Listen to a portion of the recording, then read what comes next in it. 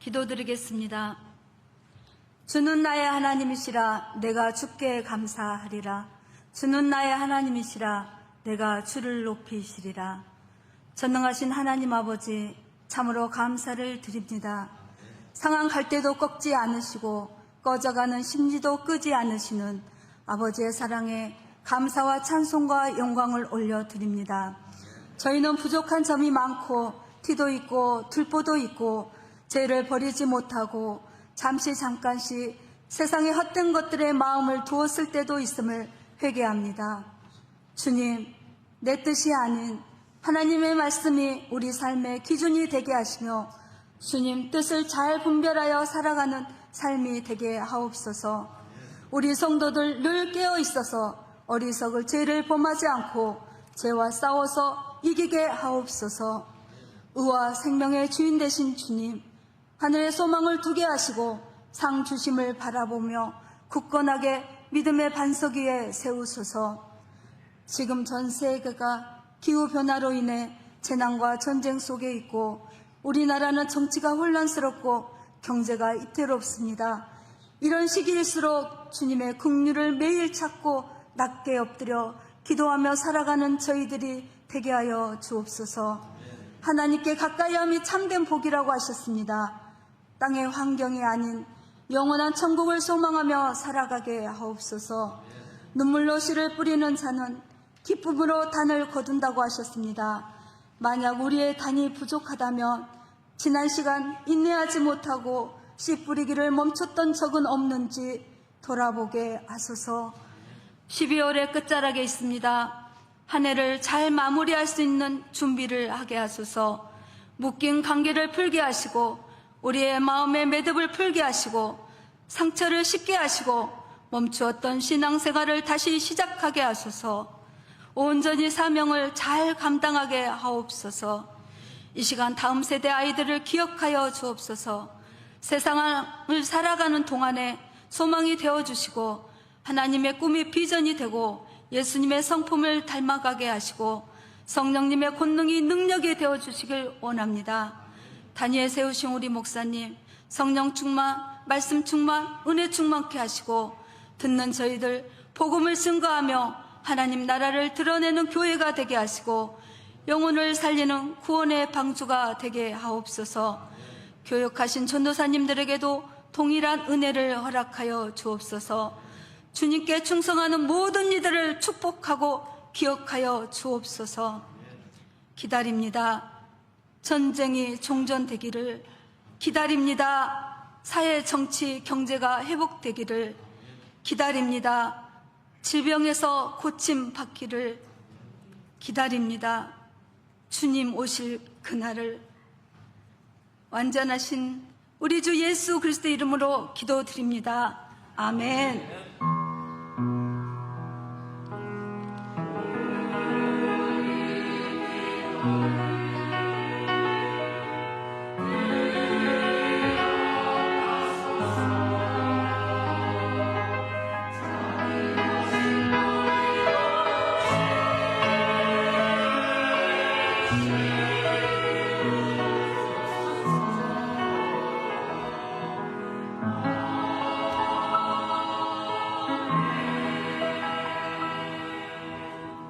대림절 셋째 주일인 오늘 우리에게 주신 하나님 말씀은 시편 27편 14절 말씀입니다. 시편 27편 14절 말씀입니다. 구약성경 821면에 있습니다. 시편 27편 14절 말씀을 저와 여러분이 한 목소리로 합독하실 때 살아계신 하나님의 음성을 들으실 수 있기를 바랍니다. 시작. 너는 여호와를 기다릴지어다. 강하고 담대하며 여호와를 기다릴지어다. 아멘. 이는 살아계신 하나님의 말씀입니다. 이제 이 시간 시온 찬양대에 찬양이 있겠습니다.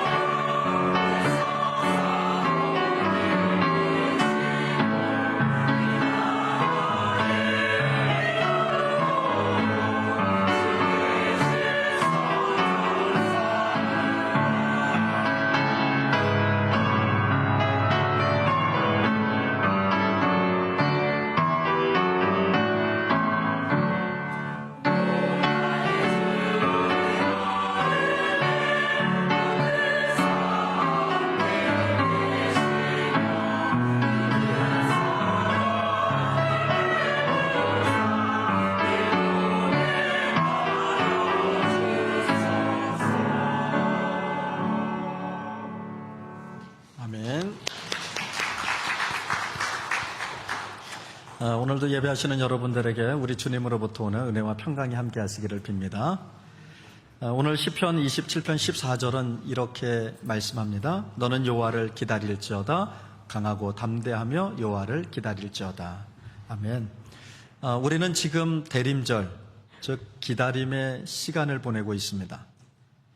그런데 이 대림절은요, 그냥 막연히 아무것도 하지 않은 채 시간이 흘러 주님이 오시기를 가만히 앉아 기다리는 것이 아니라 우리의 믿음과 삶 속에서 적극적으로 기다리는 시간이 바로 대림절입니다.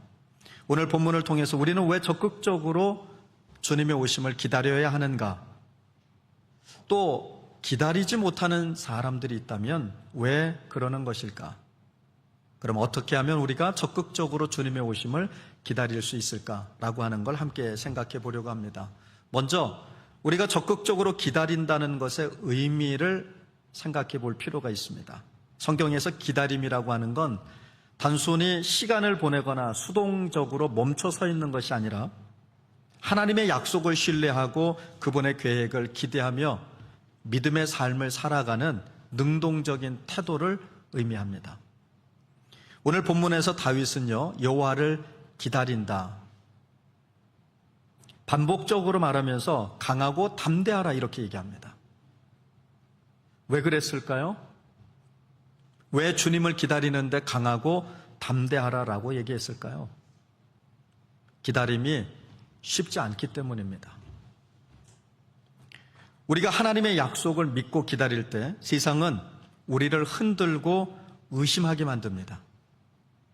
하지만 다윗은 말합니다. 강하고 담대하게 기다리라. 세상이 우리를 아무리 흔들어도 또 의심하게 만들어도 흔들리지 말고 의심하지 말고 강하고 담대한 믿음으로 기다릴 것을 주문합니다. 다윗의 인생을 돌아보면 다윗은 참 많은 고난을 겪었던 사람입니다. 우린 다윗이 임금으로 또 많은 부와 명예와 권세를 누린 사람으로 이해하지만 그의 인생을 가만히 들여다보면 늘 어려움이 연속됐습니다. 다윗은 임금이 되고자 꿈꾼 적도 없습니다. 그저 목동으로 그렇게 하루하루 하나님의 인도하심, 하나님의 이끄심 안에 살아가는 것이 전부였던 다윗. 그를 하나님께서는 사울에게 붙이셨고 그리고 사울을 폐위시키시고 다윗을 이스라엘의 2대 왕으로 세우셨어요. 그 과정에 여러분 다윗이 겪었던 어려움은 이루 말할 수가 없습니다. 사울은 천천히요, 다윗은 만만이라. 사람들이 다윗을 칭찬하고 격려하자 미움을 받기 시작하는데요. 어떤 미움을 받았어요? 죽임 당해야 하는 미움을 받았어요. 사울이 다윗을 살려두고 싶은 마음이 없었습니다. 그렇게 임금이 된 이후에는 또 어땠습니까? 그 자리 내 자리입니다. 내놓으세요.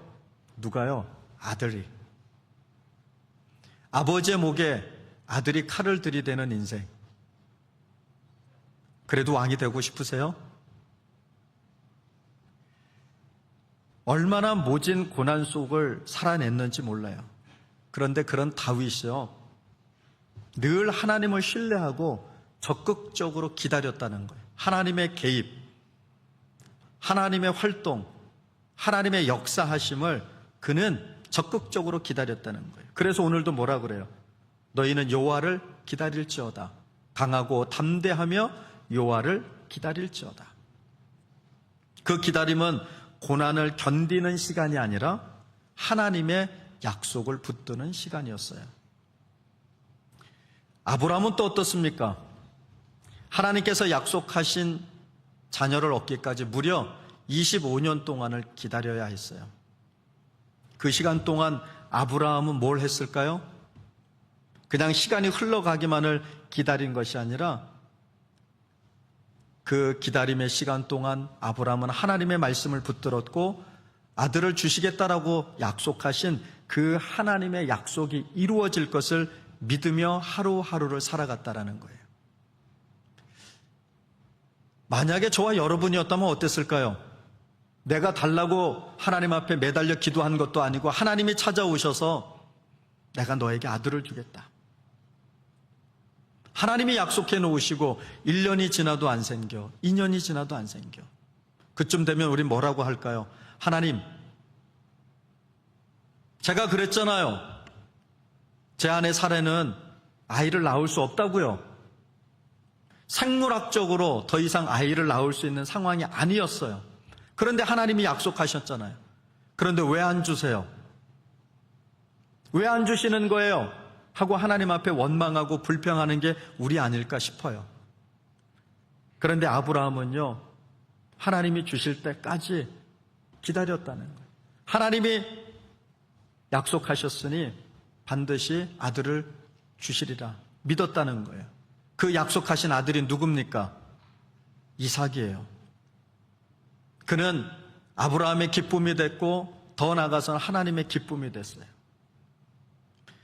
이사야서 40장 31절은 기다림의 의미를 이렇게 얘기합니다. 기다리는 자는 새 힘을 얻으리니 독수리가 날개치며 올라감 같을 것이요. 아멘. 여러분, 우리가 주님을 기다릴 때 주님은 우리에게 기다릴 수 있는 힘을 주신다고 약속하셨어요. 마치 독수리가 날개치며 올라가는 것과 같은 힘을 주신다는 거예요.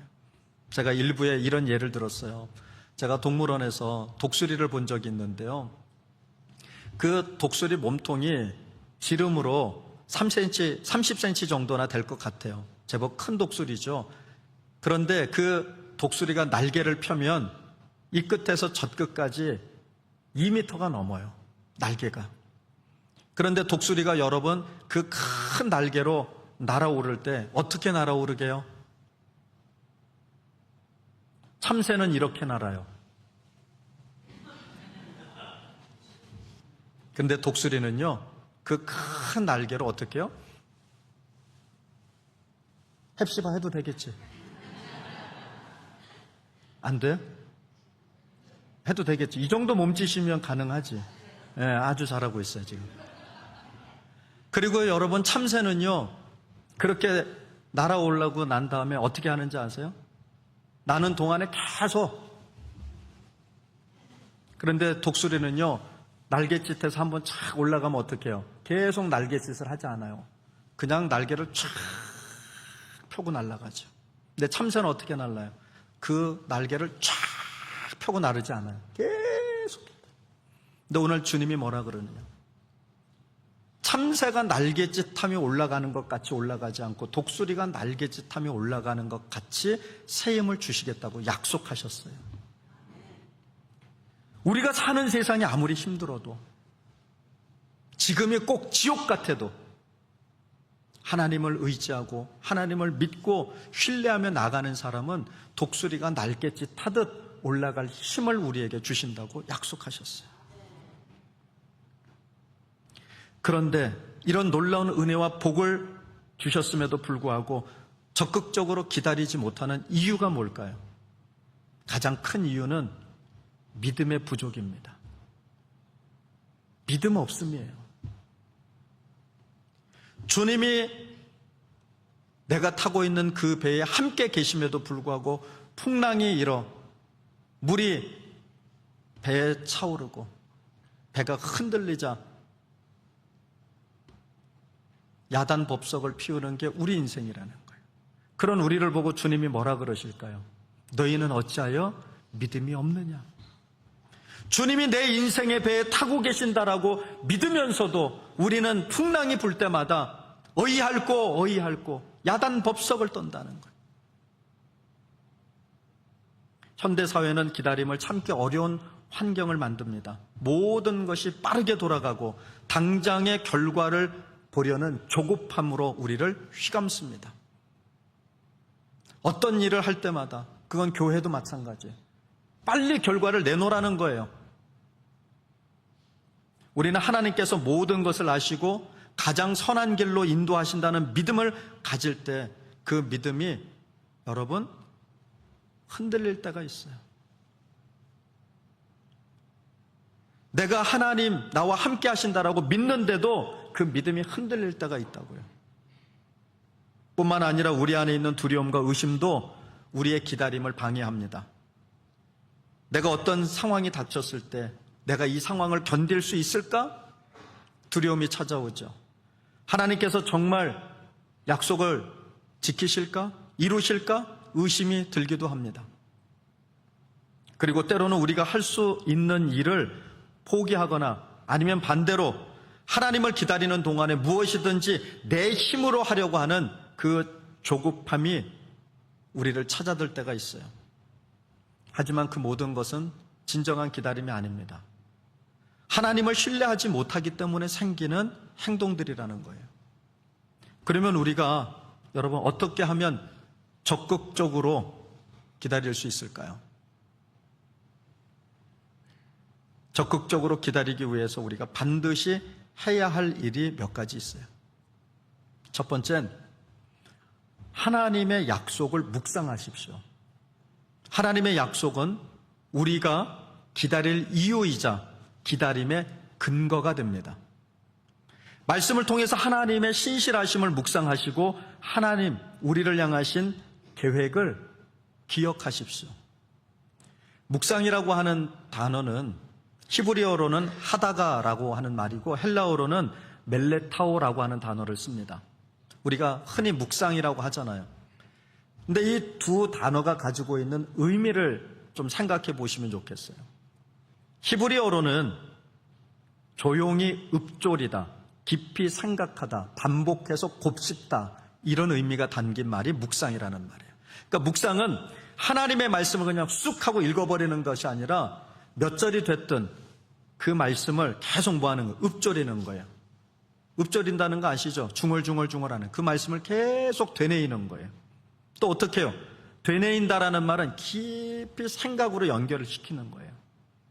왜 주님이 이런 말씀을 하셨지? 그리고 이 말씀은 나에게 어떤 의미가 있는 걸까? 왜 많은 말씀 가운데 오늘 이 시간 나에게는 이 말씀이 꽂혔을까? 그리고 그걸 반복적으로 곱씹는 거예요. 언제까지? 깨달아질 때까지. 왜 주님이 지금 이 말씀에 내 눈이 머물게 하시고 마음이 머물게 하셨을까? 그게 내 영혼의 상태와는 어떤 관계가 있을까? 계속 생각하는 거예요. 그리고 신약에서 말하는 헬라어의 의미로 보면 숙고하고 훈련하다 이런 의미가 있어요. 말씀대로 실천하려고, 말씀대로 살아가려고 어떻게 하는 거예요? 훈련하는 거예요. 힘써 보는 거예요. 그러니까 묵상은요, 단순히 하나님의 말씀을 아는 것에서 그치지 않고 내게 주시는 그 의미를 깨닫고 그 의미대로 살아가려고 애쓰는 게 묵상이라는 거예요. 그러니까 우리가 기다리는 동안에 해야 될 일이 있다면 그 약속의 말씀을 붙드는 거예요. 이 말씀이 내게는 어떤 의미가 있느냐? 우리 교회는 이 세상에는 어떤 의미가 있는가를 계속해서 곱씹어 보는 거예요. 되뇌어 보이는 거예요. 여러분, 요셉은요, 긴 기다림 시간 동안에 하나님을 신뢰했습니다. 요셉의 인생도 참 기구하죠. 저는 성경을 통해서 한 가지 깨달은 바가 있어요. 믿음의 사람들에겐 다 고난이 있다라는 거예요. 성경 그 어디에도 믿음의 사람들 중에 고난이 없었던 사람은 단 한 명도 없습니다. 성경에 기록된 사람들은 믿음의 모범이 되는 사람들이죠. 그런데 그들의 인생은요, 제가 겪고 있는 고난과는 비교할 수도 없는 고난을 겪었던 사람들이에요. 그런 사람들이 어떻게 믿음을 지켜냈는가를 통해서 우리는 우리의 삶의 자리를 어떻게 살아가야 할 것인가를 발견하는 거예요. 근데 요셉을 보세요. 요셉은요, 이집트의 노예가 됐죠. 누구한테 팔려서 그랬어요? 형들에게 팔려서. 얼마나 억울할까요? 얼마나 억울할까? 그런데 노예로 살면서 요셉은 너무나도 성실하게 살아갑니다. 정직하게 행합니다. 비록 내가 노예이지만 왜 그랬을까요? 그에겐 지금 말로 얘기하면 신앙이 있었기 때문에요. 하나님을 믿고 따르는 사람이었기 때문에 누가 보든 보지 않든 내가 지금 노예의 신분이든 아니든 상관없이 내게 주어진 일이라면 정직하게 성실하게 행했다라는 거예요. 그런데 또 어려움을 당합니다. 누명을 뒤집어 쓰죠. 그리고는 어떻게 돼요? 감옥에 갇히게 됩니다. 이쯤 되면 하나님을 욕하고 죽어도 천국 갈 백성이에요. 얼마나 또 억울해요. 형제들한테 팔려와 노예살이 하는 것도 힘들어 죽겠는데 누명까지 뒤집어 썼어요. 그걸 못 알아주는 바로 바보죠, 바보. 그렇게 성실하게 사는 요셉을 보면서도 깨닫지 못하는 건 바보인 거예요. 요셉의 말을 믿지 않아요. 그동안 요셉을 봐왔는데 모른다는 거죠. 감옥에 보내진 시간들은 우리의 인생의 눈으로 보면, 육신의 눈으로 보면 여러분 헛된 시간들이에요. 노예로 사는 게 뭐 그렇게 복되겠어요. 또 감옥살이 하는데 억울하게 살아가는 게 그게 뭐 그렇게 복된 시간들이겠어요. 그런데 여러분, 요셉은 성경 그 어디에도 하나님을 원망했다라는 얘기가 없습니다. 그저 주어진 삶에 충실했어요. 그게 왜 가능했을까? 바로 하나님을 묵상하며 기다렸다라는 거예요. 하나님이 내 인생 여기서 이렇게 끝내실 분이 아니다. 설령 이렇게 끝내시더라도 하나님의 뜻이 있어 이렇게 하신 거겠지 하고 기다린 거예요. 그 기다림의 끝에 뭐가 됐습니까? 이집트의 총리가 됐죠. 다음 세대들에게 요셉을 설교하면서 많은 분들이 요셉처럼 꿈을 꾸라 이런 설교들을 많이 하세요. 요셉은 총리를 꿈꾼 적이 한 번도 없어요. 총리가 되겠다고 꿈을 꾼 것이 아니라 하나님의 말씀대로 살아가겠다고 꿈을 꾼 거겠죠. 사람들이 알아주든 알아주지 않든 간에, 보든 보지 않든 간에 난 오로지 하나님, 그 하나님만 바라보며 살겠다. 결국 하나님은 그의 인생을 통해서 누구를 구원하셨습니까? 이스라엘을 구원하셨어요. 여러분, 우리도 어떤 상황에서도 하나님의 말씀을 깊이 묵상하며 하나님을 신뢰하며 기다릴 때 하나님의 놀라운 일을 경험하게 될 겁니다. 내가 총리가 되려고 애쓰지 않아도 하나님은 우리를 통해서 필요하다면 총리도 만드시고 대통령도 만드시는 거예요. 장관도 만드시는 거예요. 내가 되려고 애쓸 것이 아니라 내가 하나님의 말씀 안에 있으면 하나님은 우리를 통해서 하나님 이루시고자 하시는 그 일을 이루시기 위해 거기에 필요한 자리에 우리를 세우실 거라는 거예요.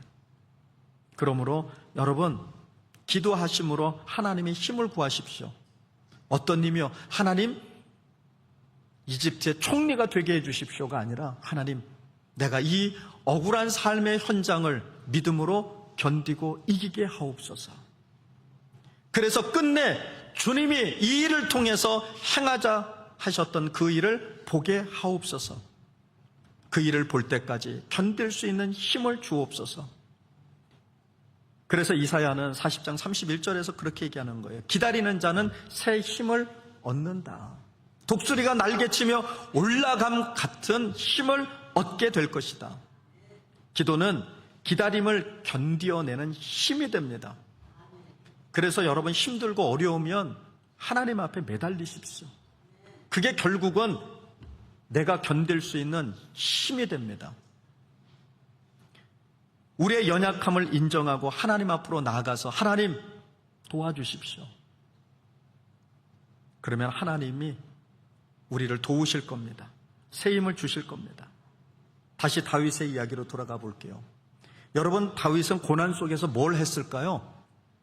고난이 닥칠 때마다 그는 언제나 하나님 앞에 기도했습니다. 시편이 150편으로 되어 있는데요, 그 150편 중에 60편이 탄원시입니다. 그런데 150편 중에 다윗의 이름으로 기록된 시는 여러분 73편입니다. 다윗의 시 73편 중에 여러분 60편이 탄원시입니다.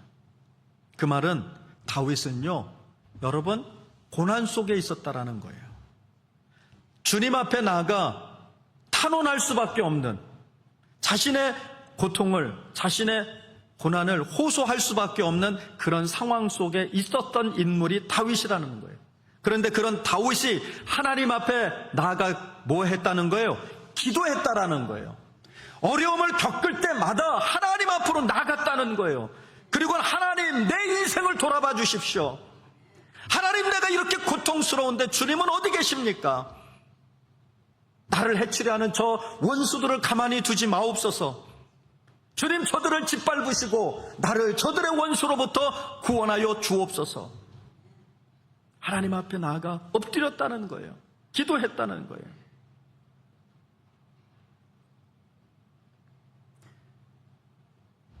이 말을 다른 말로 얘기하면 다윗은 현재를 소중하게 여기고 주어진 일에 충실했다는 거예요. 요셉도 마찬가지죠. 아브라함도 마찬가지죠. 야곱도 마찬가지죠. 모세는 어떻고요? 여러분, 바울은 어떻습니까? 디모데는 어떻습니까? 베드로는 어땠습니까?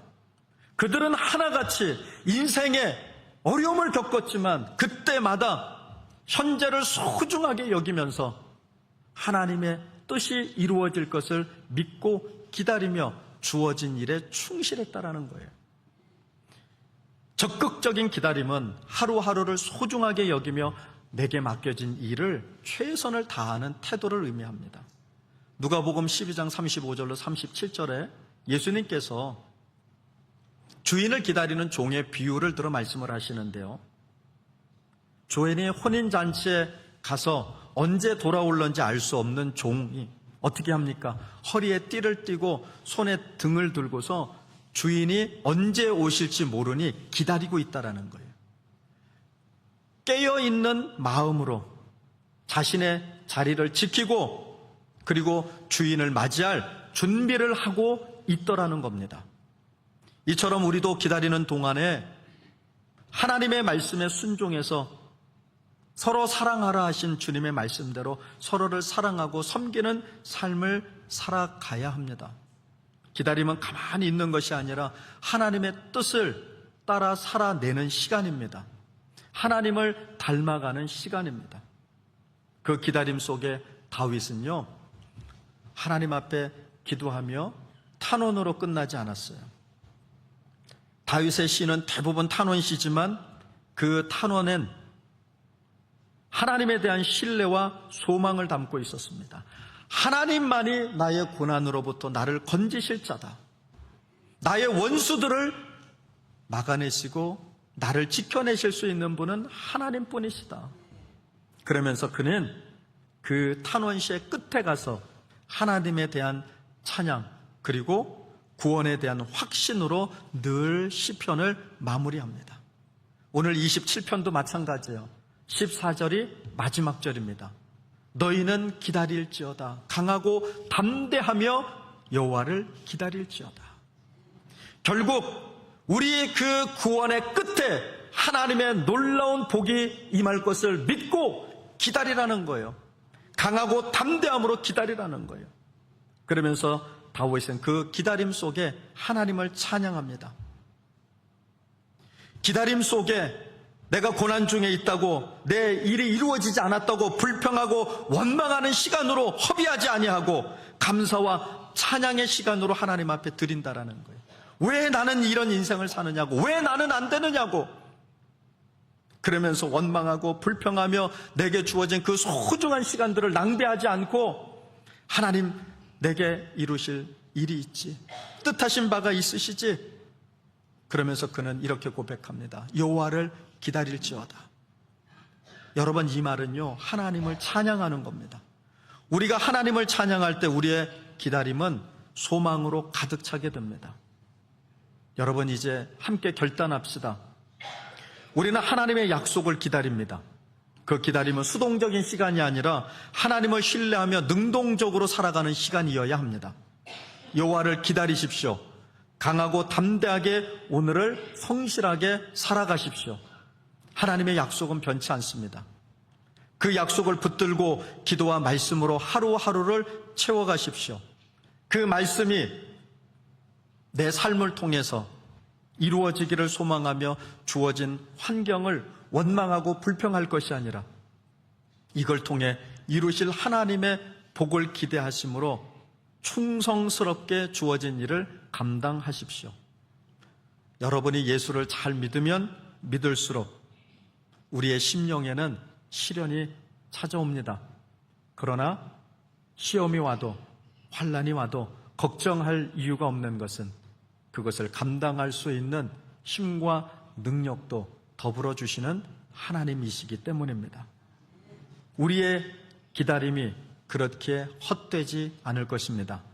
하나님은 반드시 약속을 이루실 겁니다. 그러니 적극적으로 강하고 담대함으로 기다리십시오. 그 기다림의 끝에 우리에게 하나님의 영광이 있습니다. 기도하겠습니다. 사랑의 하나님, 주님의 오심을 기다리는 대림절을 보내며 다시 오실 예수를 기다립니다. 이 시간이 단순히 흘려보내는 시간이 아니라 하나님을 신뢰하며 적극적으로 기다리는 시간이 되게 하옵소서. 우리의 믿음을 새롭게 하시고 우리의 삶 속에서 하나님의 뜻을 이루어 가게 하옵소서. 다시 오실 주님을 기대하며 오늘 주어진 이 하루를 감사함으로 찬양하며 나아가게 하시고 온전한 예배로 드려지게 하옵소서. 모든 성도들이 믿음 때문에 받는 고난이 있게 하시되 그 고난을 능히 감당할 능력을 더하셔서 하나님의 구원의 역사를 누리게 하옵소서. 감사히 예수님의 이름으로 기도를 드립니다. 아멘.